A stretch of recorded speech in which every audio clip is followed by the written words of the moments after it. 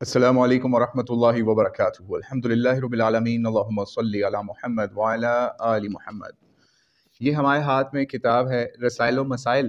اور اس کے اندر جو مولانا مودودی رحمہ اللہ سے سوالات کیے جاتے تھے ان کے جوابات اس کے اندر مرتب کیے گئے۔ آئیے ایک اہم سوال جو کہ انبیاء سے ریلیٹڈ ہے، ان کی عصمت سے متعلق ہے اور ان کے اوپر اکثر لوگ اس طرح کی زبان درازیاں کرتے ہیں، اس سے متعلق ہے، جس کا مولانا مودودی رحمہ اللہ نے بڑا زبردست جواب دیا۔ تو سوچا آج آپ سے بھی وہ سوال اور اس کا جواب شیئر کیا جائے۔ تو سوال یہ ہے کہ حضرت ابو ہریرہ رضی اللہ عنہ کی روایات کے مطابق نبی صلی اللہ علیہ وسلم نے فرمایا کہ ایک دن حضرت سلیمان علیہ السلام نے ارشاد فرمایا کہ آج رات میں اپنی تمام بیویوں سے، جن کی تعداد 101 یا 99 تھی، مجامعت کروں گا۔ ہر ایک بیوی سے ایک شاہ سوار پیدا ہوگا جو خدا کی راہ میں جہاد کرے گا۔ کسی نے کہا انشاءاللہ بھی ساتھ کہیے، لیکن حضرت سلیمان نے پرواہ نہ کی۔ چنانچہ وہ اپنی تمام بیویوں کے پاس گئے، لیکن ایک کے سوا کوئی حاملہ نہ ہوئی۔ امید ہے آپ اس حدیث کی وضاحت کر کے میری پریشانی و بے اطمینانی رفع فرمائیں گے، شکر گزار ہوں گا۔ یہ سوال تھا، آگے جواب سنیے مولانا رحمہ اللہ کا۔ اس مضمون کی احادیث صحیح بخاری کی کتاب الانبیاء، کتاب الجہاد اور دیگر جگہوں پر مل جاتی ہیں۔ ان مختلف احادیث میں سے کسی میں حضرت سلیمان کی بیویوں کی تعداد 60، کسی میں 70، کسی میں 90، کسی میں 99 اور کسی میں 100 بیان کی گئی ہیں، اور یہ سب کی سندیں مختلف ہیں۔ اتنی مختلف سندوں سے جو بات محدثین کو پہنچی ہو،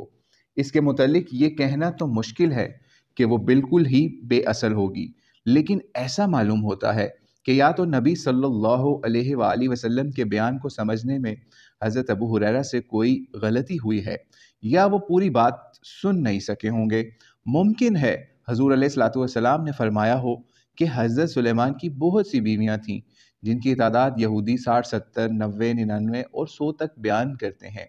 اور حضرت ابو ہریرہ نے سمجھا ہو کہ یہ حضور علیہ الصلوۃ والسلام کا اپنا بیان ہے۔ اس طرح بھی یہ ممکن ہے کہ حضور علیہ الصلوۃ والسلام نے حضرت سلیمان علیہ السلام کے قول کو اس طرح بیان کیا ہو کہ میں اپنی بیویوں کے پاس جاؤں گا اور ہر بیوی سے ایک مجاہد پیدا ہوگا، اور حضرت ابو ہریرہ یہ سمجھے ہوں کہ ایک رات میں جاؤں گا۔ اس طرح کی غلط فہمیوں کی مثالیں متعدد روایات میں ملتی ہیں، جن میں سے بعض کو دوسری روایتوں نے صاف کر دیا ہے اور بعض صاف ہونے سے رہ گئیں۔ زبانی روایتوں میں ایسا ہو جانا کوئی تعجب کی بات نہیں ہے، اور اس طرح کی چند مثالوں کو لے کر پورے ذخیرہ احادیث کو ساقط الاعتبار قرار دینا کسی معقول آدمی کا کام نہیں ہو سکتا۔ رہا انشاءاللہ کا معاملہ، تو یہ کسی روایت میں بھی نہیں کہا گیا کہ حضرت سلیمان علیہ السلام نے جان بوجھ کر انشاءاللہ کہنے سے اعتراض کیا تھا، اس لیے اس میں توہین انبیاء کا کوئی پہلو نہیں ہے۔ یہ الفاظ آپ نے آخر کس روایت میں دیکھے ہیں؟ کسی نے کہا انشاءاللہ بھی ساتھ کہیے، لیکن آپ نے پرواہ نہ کی۔ حدیث میں جو الفاظ آئے ہیں وہ یہ ہیں، فقال له صاحبہ انشاءاللہ فلم یقل، یعنی ان کے ساتھی نے ان سے کہا انشاءاللہ، مگر انہوں نے نہ کہا۔ اس کا مطلب یہ ہے کہ جب حضرت سلیمان علیہ السلام کے منہ سے یہ بات نکلی تو پاس بیٹھے ہوئے ایک شخص نے خود کہا انشاءاللہ، اور حضرت سلیمان علیہ السلام نے اس کے کہہ دینے کو کافی سمجھ لیا اور اپنی زبان سے اس کا اعادہ نہ کیا ہو۔ ترجمان القرآن نومبر اکتوبر 1952 کے اندر یہ سوال پوچھا گیا، جس کا جواب مولانا مودودی رحمہ اللہ نے ارشاد یا جواب فرمایا۔ تو اس سے ہمیں یہ پتہ چلا کہ بعض اوقات روایات کے اندر ایسی باتیں آ جاتی ہیں جن کو عقل تسلیم نہیں کر رہی ہوتی کہ کسی نبی کے اس طرح سے الفاظ ہو سکتے ہیں، یا نبی نے یہ اس طریقے سے کام کیا ہو، تو پھر اس کے اوپر صاحب بصیرت لوگ اس چیز کو سمجھا دیتے ہیں۔ دراصل ہم نے بھی جب زندگی میں آج سے تقریباً کوئی 20 سال پہلے اس روایت کو یا اس طرح کی روایات کو پڑھا یا سنا ایک درس حدیث کے اندر بھی، تو اس کے اندر ایک قاری صاحب یا مفتی صاحب جو تھے وہ اس طریقے سے ہی اس مسئلے کو بیان کر رہے تھے کہ جیسے حضرت سلیمان نے جان بوجھ کے اپنی طاقت کے بلبوتے کے اوپر اللہ تعالیٰ کو کسی خاطر میں نہ لاتے ہوئے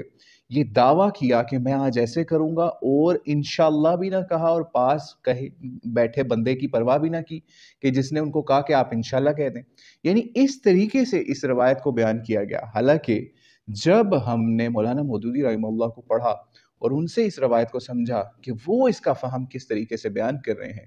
تو دونوں جگہیں، دونوں چیزیں اپنی جگہ سیٹ ہو گئیں، کلیئر ہو گئیں کہ حضرت سلیمان علیہ السلام نے کس وجہ سے انشاءاللہ نہیں کہا۔ یعنی ایک دوسرے شخص نے انشاءاللہ کہہ دیا تو انہوں نے اسی کو ہی سمجھ لیں کہ اس کو ایز انشاءاللہ کنسیڈر کر لیا، بجائے اس کے کہ وہ خود سے اس کا اعادہ کرتے، جس کو مولانا مودودی رحمہ اللہ نے سمجھایا۔ اور دوسری بات انہوں نے یہ بھی سمجھائی کہ بیویوں کی تعداد کے بارے میں، کیونکہ واقعی ایسے ہی ہے، کسی روایت کے اندر کوئی تعداد 60 ملتی ہے، کسی میں 90، کسی میں 100 کے قریب، اس طریقے سے مختلف روایات ملتی ہیں،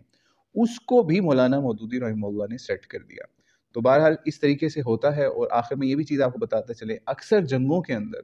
جیسے مثال کے طور پہ غزوہ بدر کے اندر آتا 313 تھے، ٹھیک ہے، 313 تھے مسلمانوں کی طرف، تو اس کی تعداد میں بھی کئی روایات کے اندر اگر آپ کو 300 کے لگ بھگ کا لفظ آ جائے، ٹھیک ہے، تو آپ یہ نہیں کہیں گے کہ یار وہ والی روایتیں جھوٹی ہوگی، غلط ہوگی، نہیں، کیونکہ عددی لحاظ سے یا اس طریقے سے اس وقت کیلکولیشنز نہیں رکھی جاتی تھی۔ اب اگر کفار کے لشکر میں 1000 لوگ تھے تو وہ بہت بڑا جمع غفیر ہے، تو اس کو یہی کہہ دیا جاتا ہے کہ یہ ہزاروں کی تعداد میں یا 1000 لوگ ہیں۔ تو اگر وہ اس کے علاوہ کوئی اور روایت مل جائے جس کے اندر بات ہو کہ 1200 تھے یا 1100 تھے یا اس طرح سے تھا، تو اس کے اندر یہ نہیں ہو جائے گا کہ ان ساری روایتوں کا اعتبار ختم ہو جائے گا جن کے اندر تعداد مختلف آ گئی۔ تو اللہ کریم سے دعا ہے ہمیں علم حدیث عطا فرمائے اور اس کا فہم بھی اچھے طریقے سے سمجھنے والا بنائے۔ واللہ عالم بالصواب۔ السلام علیکم ورحمۃ اللہ وبرکاتہ۔